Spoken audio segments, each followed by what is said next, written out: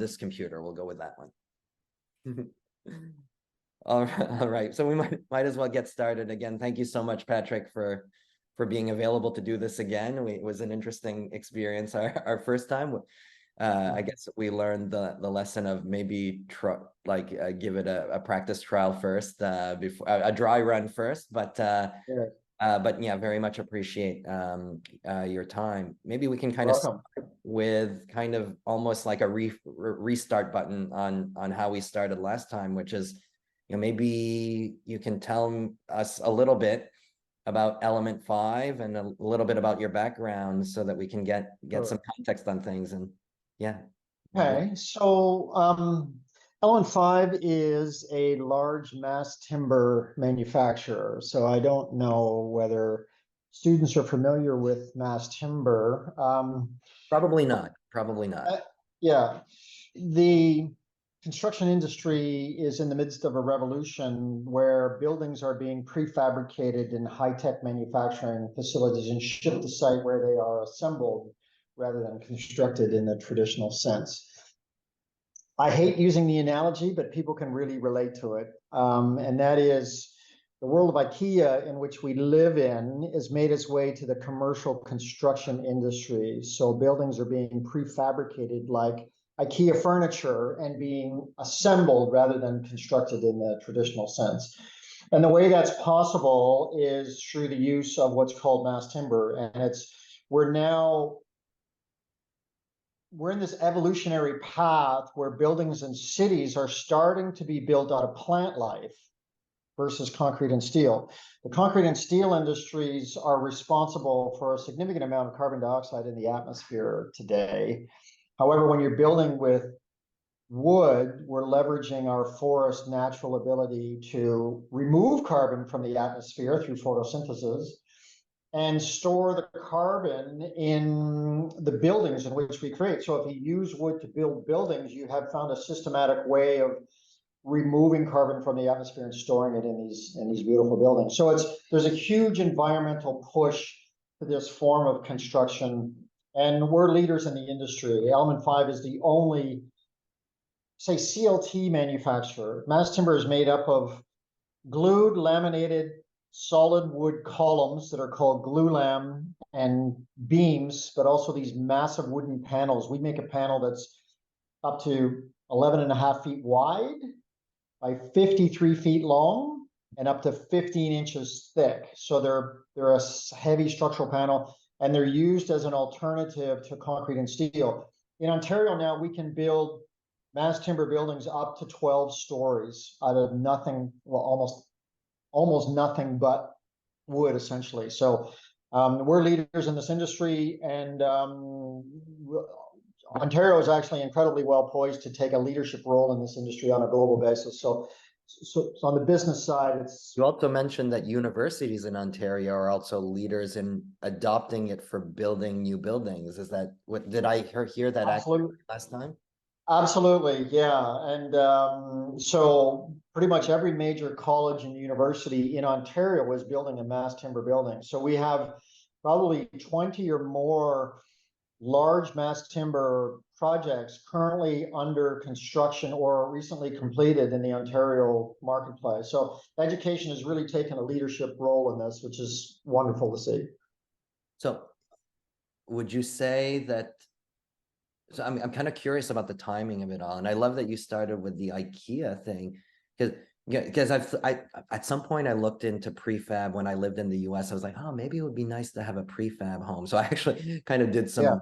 I quickly realized I was too risk averse to buy a home. Thank God, because it was just before the financial crisis. But I looked into prefab and read about some of the environmental benefits of it as well, although not as forcefully as you just mentioned it, actually. But it's interesting, you mentioned kind of IKEA, and then you think prefab, and then you think kind of you is like, or Element5, it's like next level, way bigger commercial scale. I'm wrong. I'm just speculating here. Is there something about like also technology that has like enabled us to go to bigger scale with, whatever, let's call it like ecological building materials like like wood that wasn't possible before, but it's possible now? Well, it's the introduction of innovative products like CLT, which stands for cross-laminated timber panel. So Toronto actually has this really rich history of heavy timber construction. So there are, before the introduction of concrete and steel in a big way, many buildings in the city of Toronto were built out of heavy timber, not massive timber. It doesn't qualify as mass timber, but heavy timber. And there were buildings that were built between the 1850s and the 1920s. And people think, if you build out of wood, it doesn't last. But if you look at the buildings in Toronto, some of these buildings have been up for 150, 170 years. And actually, they're really sought after buildings. It's really become the heart and soul of the city. You've got these wonderful, beautiful buildings that people want to be in.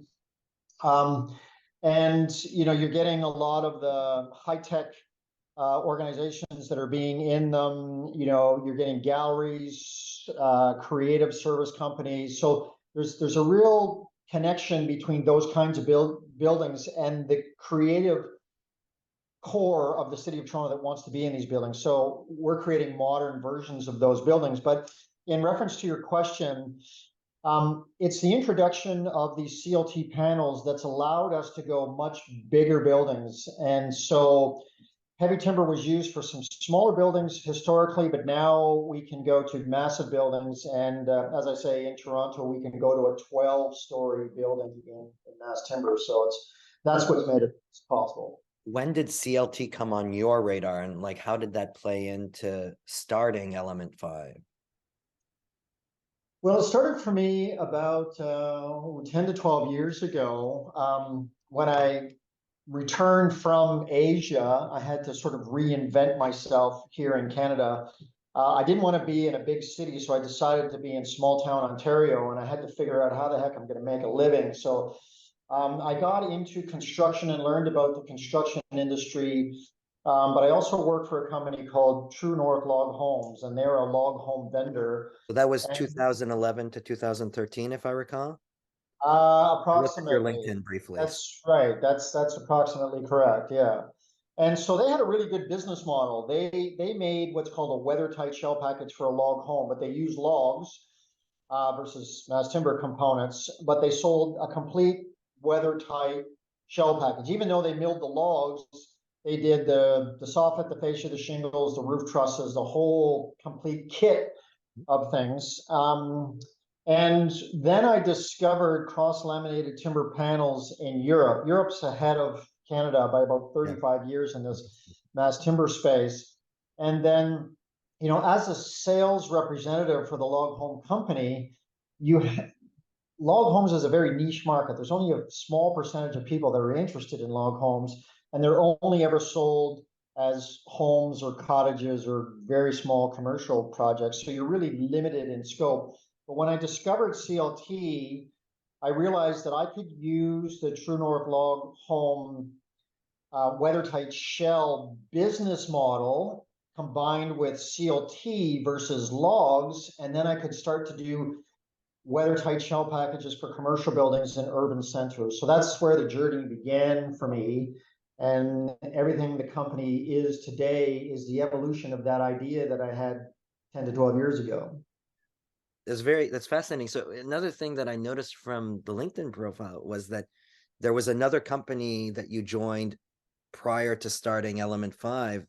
I'd be kind of curious, like was that part of also like learning the whole vertical of skills necessary to start Element5? Absolutely. No. Yeah. So when I started the company, there were only two CLT manufacturers in Canada. There was a company called Structurlam based in British Columbia and a company called Nordique based in Quebec. And I learned that, I realized that if I wanted to learn about this industry, I had to engage in it. So I approached Structurlam and I said, I think there's a huge opportunity for your products in Eastern Canada. Would you be interested in representation here? So I got myself a job working for Structurlam, representing them in Ontario, Quebec, and Atlantic Canada. And so I did that for 2 years. and I learned the mass timber industry from the manufacturer's perspective, because Structural Lam is a mass timber manufacturer of mass timber components. So that was the first 2 years. And then I realized that I also needed to learn the service side of the business, because mass timber was more mature in Western Canada. There was a lot of architects and engineers and general contractors that knew how to build that way. So Structural Lam could rely on those organizations to help design and engineer buildings, and all they had to do was produce the building, produce the components. But in Ontario, there weren't architects, there weren't engineers, there weren't general contractors that knew the business. So I realized that if I was to manufacture anything, I also had to learn the service side of the business and start to build the service component of the business. So I then joined a company called Spring Valley Architectural Innovations. They didn't manufacture anything, but they were a service provider. They did cost consulting, design work, engineering work. They would do shop drawings. And then what they would do is, once they designed the building, they would simply buy the components from Structural Lam or whoever else. And so I joined them to learn that whole service side of the business. And I did that for 2 years to learn that portion of the business. And then after 2 years of working with them, I decided I wanted to combine the two, and I founded Element5 to start manufacturing CLT and glulam components, but also to build the service capability within a single organization. Interesting. So there's kind of two things I'm fascinated about right now that I would just love to learn more about. One is like, once you start Element5, like tell me that journey, but maybe before asking about that, maybe I can kind of rehash a little bit what you just told me, which I think is actually awesome. And I think it delivers a wonderful lesson to students, because in some sense, almost like from what you tell me, I just see this like journey of opportunity identification on something you care about, and being patient to grow into being ready to build something legitimate there. And that there's an element of patience there, where you did 2 years in one place there. It was something you were interested in doing, worked with your lifestyle coming back to Canada. You probably had some interest in some mix of construction and sustainability. I'm just guessing. And in the process of doing that, you like spotted an opportunity, partially also by looking at the whole world and noticing, Europe is ahead of the curve vis-a-vis North America, for instance, and even within Canada on some elements, BC is ahead of the Eastern Canada curve. So it's like fascinating, right? And so it sounds so much like the growth mindset of like, right now, especially if you're young, but even if you're not necessarily still young, don't take that the wrong way. I'm not, like not growth frankly. mindset is always a beautiful thing. And like sometimes you need to be patient to be ready. It's not about the payoff you get or the glory you get next week. It's actually, down the road, or there's this great like there's this great like quote by Jeff Bezos, where he was talking about what made him leave his high paying hedge fund job to start Amazon. And he said, look, the framework I used for leaving D.E. Shaw, one of the legend hedge funds of the world, and going and just starting his own thing in a garage the other side of the country. His framework, he called it regret minimization. He was like, you know what, the way I thought about it is, if I don't do this, and I know it's going to take time, but I know down the road, let's call it end of life, I will regret not having tried. And I'm willing to be patient to play that out. If it doesn't work, I can probably go back to D.E. Shaw. I'll have lost, 5 years or something. It's not the end of the world. There was an element of patience to it, and kind of thinking about, well, what do you want in your life? I think that's like so important, right? So I'm kind of curious if you kind of agree with what I'm saying, or. Sure. Yeah. So I think I discovered years ago that I'm really an entrepreneur at heart. I Yeah, did the big corporate environment working for Oracle yeah, Corporation for about 8 years, and that was great. It was there's huge growth in the IT industry at that time. Oracle was a dominant player, and it gave me a chance to see the world, and that was great. I enjoyed that for a while. But so I had done that for 8 years, and I sort of always felt I was an entrepreneur at heart. So um, you're absolutely correct. It's a journey, and I was never motivated by the money and the dollar opportunity. I realized that, yeah, sure, if there's a business opportunity here, but I was never motivated by making money. I was passionate about what I was doing. I love the whole creative process of entrepreneurialism, to identify an opportunity and to put works of components together in order to capitalize on that opportunity. It's almost a form of artistic expression. Business has become a form of artistic expression for me, and that's the motivation. It's being able to create something out of nothing. And I figured if you're really passionate about it, and you work really hard at it, the money will just sort of flow as a result. But it has taken a lot of patience. I mean, it's attempting to revolutionize the construction industry, which is this huge beast out there that really hasn't changed course for 100 years, and trying to change that is a monumental challenge. And there's been challenges all the way along, and it's, you take one step forward, then sometimes two steps back, and then two steps forward, one step back. So it's been a huge exercise in patience to get exactly where I am today. But it's paid off for me. Um, I find it interesting that if I go back to the business plan that I wrote 12 years ago, businesses tend to morph to a large degree as you get into them, as yeah. you adapt. But the business plan I wrote today is pretty much the same business plan. If I rewrote it, it would be almost identical to today's. But it's But details yeah, change. Details the from yeah the learning, yeah, the experiences are different.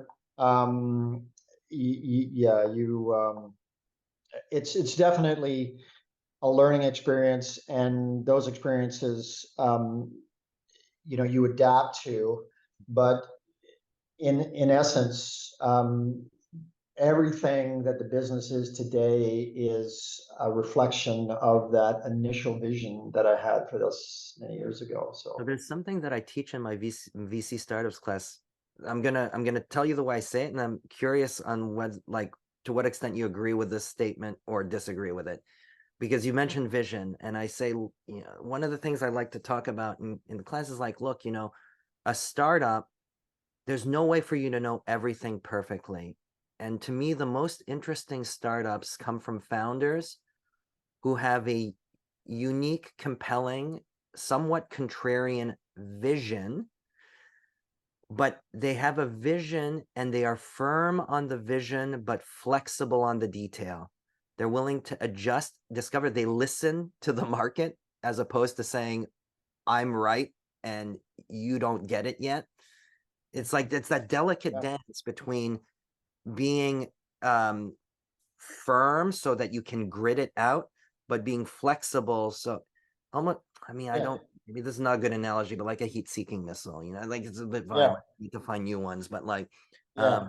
yeah, So sometimes you need to believe in yourself. Um, so I think that's important as a starting point. When I started Element5, I had two young children and I had no steady income. And so I started the company with a computer at the foot of my bed, and that was it. I had a vision. I just sort of believed that it was possible, I think. And you've got to be willing to take a chance sometime. I find too many people are just not willing to take chances. They expect everybody else to drive things. They don't want to be the first person into the industry. They want everybody else to sort of drive it, and then they'll come in as the second or third kind of person in the industry. So it does take a a fair degree of courage to do that. Jumping off a building, not knowing whether your parachute is going to open. Uh, Yeah, uh, it's a fine line, I that's guess. right. And so you have to learn along the way, but that's part of the fun. That's the adventure, right? It's like not knowing, and it's the expression is, it's the journey that makes it interesting. And I agree. I agree. yeah, I mean, Yeah. you can do a business plan, but the business plan, it's only, what's in your head, what you think is going to happen. You never really know, what's going to happen or how you're going to get there. And in some sense, like if your objective is to figure it all out ahead of time, you'll never start it, That's especially right. for something new by Yeah, definition. So you need to be a bit more nimble. It's like you can't treat it as being a serve, like the person who does the serve in tennis. yeah, Partially, you realize the nature of it is that you need to be a return of server and react to what happens. that's right. And so Yeah, it's different. Kind of, there's an element of it that's reactionary, and you have to have that confidence that no matter yeah, Pete Sampras serves slice to the right or top yeah, spin to the middle, that you yeah, got it because that's right. you have faith in yourself. Well, it's kind of like my philosophy about starting a career. People want to know exactly where they're heading in life before they take a step sometimes. And if life doesn't work that way, it's really important to take a step, no matter what Yep. direction you're heading. I agree. And eventually the road will open up for you. And then you'll realize many years later, you'll look back on your life and you'll realize that you are exactly where you were to be, and didn't even know when you started that that's where you wanted to be, or that's where it's natural for you to be. So the key thing really is just take a step. I see too many young people today that just say, well, I don't really know what I want to do, and they don't do anything. So it's really important to take a step. Would you say, just building on that, I think this is awesome. Building on, would you say like, okay, you take a step, but it's actually like some people, they start something and they have tunnel vision just doing what they're expected to do. And like very short term, it's like, I need to get this pitch deck ready. And all they think about is the pitch deck, and they don't pay attention more broadly about like the way people don't do it that might be better. Right. So like I like to say like jump into it, Yeah. but take a step back sometimes to reflect on what people in this domain are not doing that makes sense to do. And that's kind of almost where vision resides. Yeah. Yeah, you got to be a little bit of a holistic thinker, cloud level sort of thinker. I mean, I think that's where entrepreneurialism comes into it, and the whole creativity. I think that's what makes people successful as entrepreneurs, and that they see things from a different perspective. So I agree, it's important to have that. Yeah. I sometimes kind of worry that a lot of our educational system does a bad job getting people to practice that, and also to like realize that short-term failure is okay. Yeah, and I think it's partly about pursuing your passion. Mhm. I think passion is an important part of that. And Um, self-discovery, you need to yeah, think about that. yeah. So my father, um, I talked to my father about being self-employed, and he had worked for a large organization, I suppose. And his thinking was, no, just stick with a large organization and put your 35 years in, and you get a pension at the end of it. I see people who have done that, and hey, it's worked really well for them. They're retired and they got a pension. I don't have a pension, self-employed. But I could never really relate to that. I was willing to do it for a while, Yeah. because sort of I needed to do that to learn about business and industry and how business works. But I realized that I was an entrepreneur at heart, and I had to pursue that passion. So don't listen to anybody else. Listen to your heart, and believe in yourself, and follow your heart, and it's going to take you down the right path. Fascinating. So tell me then, so you start Element5, tell me some of the twists and turns, some of, Oh my some of the God. twists and turns, give me an example of 1 step forward, 2 steps back, and then give me an example of 2 steps forward, 1 step back. Oh man, I could go on with that subject for a while, but I'll try to give you the short version of that. So when I started this, I thought, in the mass timber space, a lot of materials were being imported from Europe at the time. And because they were ahead in the industry, they had all the manufacturing capability. So, but I thought, like, why are we doing this? Canada is one of the largest forestry producers in the world. Why are we bringing forestry materials in from foreign countries? So then I thought, okay, I'm going to go into this mass timber manufacturing space, and I've got all this access to raw materials. But the problem is that the forestry industry is this monster as well that's used to doing things in a certain way. And so in order to make CLT, the raw materials needed to come to me in a format that was conducive to manufacturing. So for example, the moisture content that you buy in lumber is at 18% moisture content, but it makes CLT, the moisture content has to be down to about 10% plus or minus a little bit. Nobody was kiln drying their materials to get it down to 10%. And so in order to set up a What kind of drawing? Sorry, it's a word kiln drying, yeah, they basically put the lumber in a kiln and they dry it. They remove the moisture content, a certain amount of moisture content, so there's only about 10% moisture content in the lumber.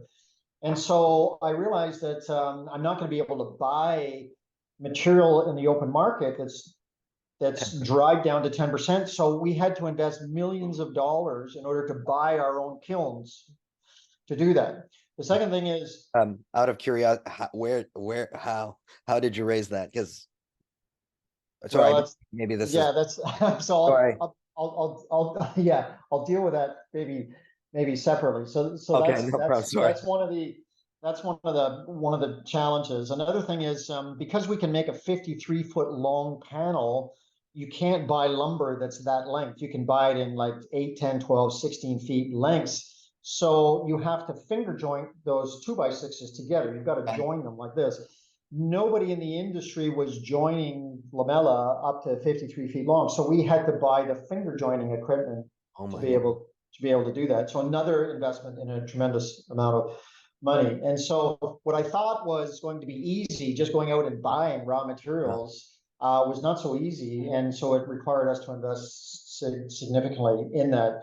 There's so many challenges in this industry, like because it's a new form of construction or modular, offsite construction. Very few architects or engineers knew how to build in this way.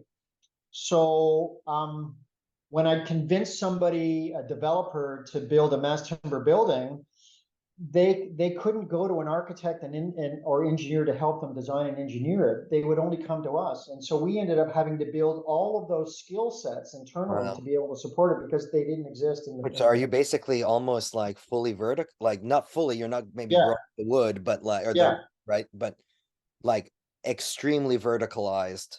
We had to become vertically oriented to control our supply chain right from beginning to end.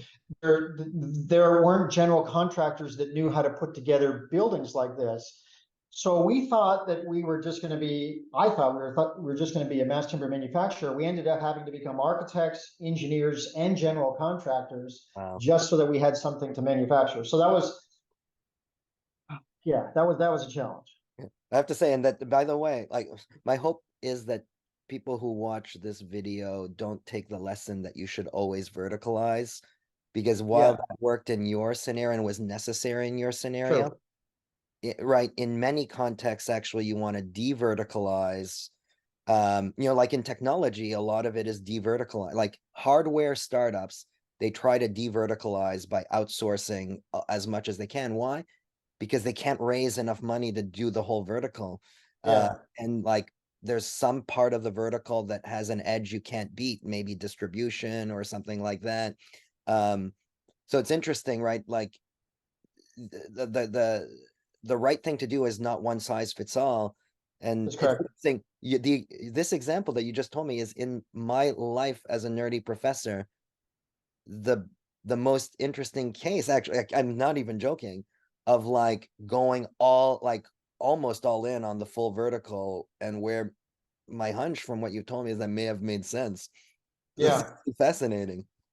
So it was necessary. There's no way that we had anything to manufacture because all those buildings need to be designed and engineered first before you had anything to make. And so, yeah, it was absolutely necessary for me to become completely vertically integrated. And because the lumber is such an important component, a cost component of what we do, we had to control the lumber supply side as well. So going back to your question about the money, maybe I'll just jump into that now because I think it was a Yeah, if you're fairly comfortable, interesting I'm, journey always a little bit confused. about how that works. So I think it was really important to start small. Like if you look at the mass timber manufacturers that existed in Canada at that time, these are large multi-million dollar corporations that had been around for a long time. But what I decided to do was to start small. So fortunately, there was a small CLT manufacturer that was setting up operation in Quebec, about an hour due east of Ottawa. They had like a 12,000 square foot small facility. They had a simple way of making CLT, but after a couple of years, they got themselves in trouble. They got involved in some projects. They weren't managing their money well. They didn't have deep enough pockets, and basically they went bankrupt. So me and a couple partners that I brought into the business shortly thereafter, we were able to acquire all of the assets of Wow. this small manufacturing plant. And we didn't buy the business, we just bought the assets and we took over their lease for like 50 cents on the dollar. Wow. So within 2 years after starting the company, we were in the CLT manufacturing business.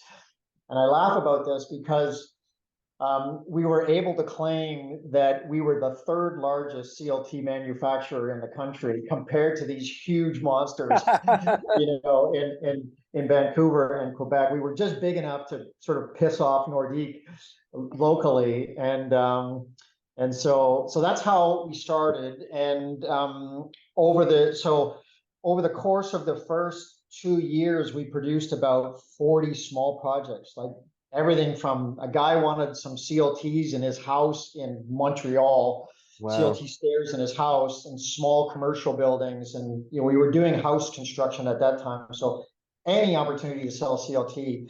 So we did about 40 projects, and so we won projects, we delivered projects, we built a good reputation, and we built the service side of our business to be able to support those projects from early stage through to fruition.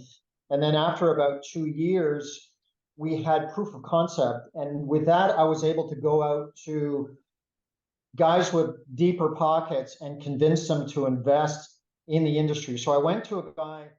A few moments later. What ultimately became a large sawmill with multiple sawmills around the world. And I knew he was interested in CLT because we were both sort of competing to take over the assets of his first company. Wow. So unfortunately, I beat him to it. And then I went to him and said, we're starting a bigger company. Are you interested? And that was my first investor. He agreed to invest in the company, and he was willing to invest. A few moments later. But the beauty of that relationship is he still owns sawmills in Northern Ontario. So through that relationship, I was able to control my supply chain, access to the raw materials to make CLT.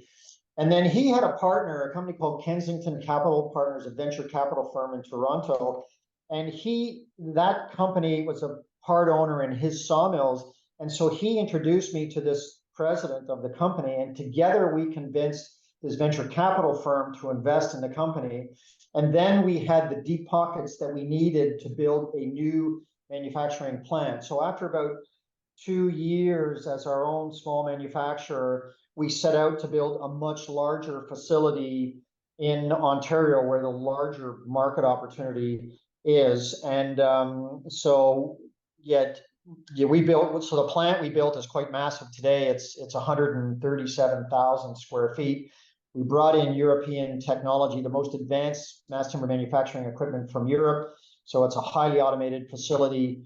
So we've been operational now for about 2 years, 2.5 years. And we're the only company in Ontario making these components. And now the business is just taking off for us. So right place, right time, fortunately. So I love that you Well- mentioned right place, right time, and it seems like there's so many wrinkles to it because it's kind of right place. So let's talk right time. It's kind of like it was the right time for this technology here, but also right time because there was a right timing of a distressed asset being sold that you could buy to help start small, cheaper. yeah. In the process of doing that, you met your future investor because you pay attention and you recognize an opportunity. And right place, it sounds like being in Eastern Canada was like a right place component to it as well. There's so many wrinkles to it. You're touching Well, on that's go ahead. Yeah, yeah. sorry to interrupt, but I mean, that's before I forget. That's what I mean about taking a step and then if you're passionate about what you do, it's just kind of like opportunities open up for you that you Yeah. never would have imagined. I mean, I had no idea really when I started that there was this little company in Quebec. All of a sudden, there was an opportunity to buy the asset. So you had to jump at that opportunity, right? It's like somebody's knocking on the door, and you got to recognize those opportunities when they come to you. And so that opened up, and then that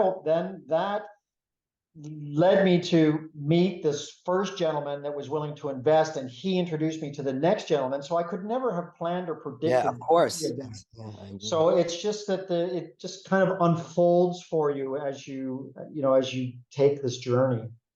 Yeah. No, that's honestly, that's so cool. Um, right. And the other thing that you mentioned that two things that are, I think, interrelated. One was this idea of, you start small, like even if like you might even have that, as you said, the business plan didn't change. So your vision was super big. You started smaller than it on the basis of what you could afford and use that as a proof of concept to get yourself to the big thing. So important, like minimum viable product in startup speak is basically about that. Then the other thing that you mentioned that I thought was great is you not growth hack, you credibility hacked yourself to credibility in small projects that would help you with the proof of concept or the MVP by being able to truthfully call yourself top 3, Yeah, even though 3 was way smaller than 2 and 1. Right. It's almost like thank God for the Olympics and the bronze medal because top 3 sounds really good and people never right. compare the difference between 1, 2, and 3. They just say Yeah, bronze medal. You must yeah, be a champion. yeah, yeah. That's right. I've seen other people have tried to come into this industry and they go big. They get venture capital funds to get these businesses off the ground. But in the mass timber space, it takes sometimes 1, 2, or 3 years for a project from early stage through to fruition. And if you decide that you're going to start a 80 or $100 million manufacturing plant, you've got nothing to sell. You've got nothing to be able to deliver. So you're not able to build up a pipeline. So because we had a small little plant, we were able to go and sell mass timber. So we started to build a pipeline of opportunity. And so when we had built the large manufacturing facility, we had something like $150 million of opportunities in the pipeline. So soon as the doors opened, we hit the ground running because we had spent 2 years building up that pipeline. We just switched from our small manufacturing plant to the much bigger manufacturing plant. So we wouldn't have been able to do that if we hadn't started small. I've seen these companies fail because they invest in all of this technology and they're now ready to make things, but they don't realize it's going to take 1, 2, or 3 years before a project has developed to the degree that you can actually make anything. So then you end up having to cover that plant for 1, 2, or 3 years before you're making any money, making any revenue. So that's the journey that worked for us. Yeah, there's this nice you probably remember the film Field of Dreams with Kevin Costner. There's this famous quote where he says, if you build it, they will come. Yeah, You described the mistake version is that it's like, let me build the $80 million plant, and then it'll just happen. No, it yeah. doesn't quite happen that way. Sometimes, you know, let it come in staggered waves and build it progressively is much Yeah, better as a strategy. yeah, that's a good point. Yeah, it wouldn't have worked in my case. Build it, then they'll come. No, we had to sort of take, baby steps along the way. And it may not work for everybody, but it worked for us. There was no other way to do it, unfortunately. Yeah, I actually mentioned the quote in my startup class sometimes, and I called it the field of dreams conceit. And I tell folks, please don't do that. Yeah, yeah. Yeah. Listen, Patrick, If this you was can start small without having to make a lot of investment. So like when we started small, all we really had is open space, an overhead gantry to be able to lift these panels, but we hadn't invested heavily in equipment. We knew that we could do a lot of the work by hand, which we did. And as we proved the concept, then we started to invest a little bit more in new equipment, new automation that allowed us to do things, faster and more efficiently. So. yeah. I mean, Amazon did that too, right? They ran their early operations out of a garage. Yeah, They didn't even have packing tables at the beginning, yeah, yeah, let alone all the automation they have now. Patrick, yeah. this was amazing. Honestly, I think so many lessons in just our short conversation. I mean, I know you're a busy man, and I know you're flying out tomorrow. But I just want to say thank you for this. It was very You're welcome. generous of you, and You're welcome. hope to meet someday in person, maybe at your daughter's graduation. Yeah, But that would be great. Yeah. but no, like this is I'm sure going to be very illuminating to students. I can see why you're in such high demand. Thanks And very much. and congratulations on having built what you built, because it actually does sound like an incredible story. Thank you. One Thank that you. has a world impact. So Yeah, I appreciate the opportunity to speak with you. thank you so much. Have a Good good luck to all the day. students. All right. Good travels, and yeah, thank you. You're welcome. Have a good Bye-bye. one.